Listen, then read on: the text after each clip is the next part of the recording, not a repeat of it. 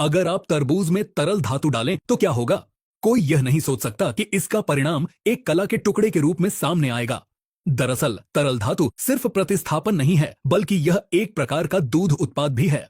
पहले से ही कुछ लोग इसे कोका कोला के कैन पर गिराकर करीब 5 मिनट तक उसे छोड़ने के बाद देख चुके हैं कि जहां जहां धातु का संपर्क हुआ है वहां की सतह बहुत नाजुक और भंगुर हो गई है। एक युवक ने अपनी अंगुली से हल्के से दबाया और वह जगह टूटने लग गई। यही नहीं, अगर आप इसे एक नई ताले पर गिराते हैं तो आप देखेंगे कि ताले की सतह पर स्पष्ट बदलाव हो जाता है। धातु उसके साथ मिलकर एक अजीब स्थिति उत्पन्न करता है, जैसे कि किसी दरवाजे का लॉक बार बार खुल रहा हो। फिर यह एक सवाल उठता है कि किस शरारती व्यक्ति ने धातु को गलती से कंप्यूटर पर गिरा दिया और महज कुछ ही मिनटों में कंप्यूटर काम करना बंद कर देता है और वह खाक हो जाता है। इसी तरह हाथ से आसानी से कांच निकालना संभव हो जाता है। इसके बाद उसकी ताप सहनशीलता की परीक्षा भी ली गई। पहले उसने तरल धातु को एक मोल्ड में डाला और उसके बाद एक लेजर पेन का इस्तेमाल किया।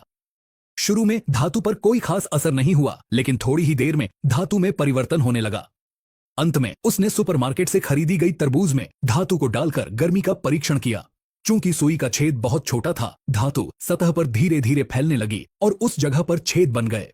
आधे घंटे बाद अजीब तरीके से देखा गया कि धातु तरबूज के गूदे में इस तरह समा चुकी थी जैसे रेजिन गोंद किसी पौधे की जड़ों में समा जाता है।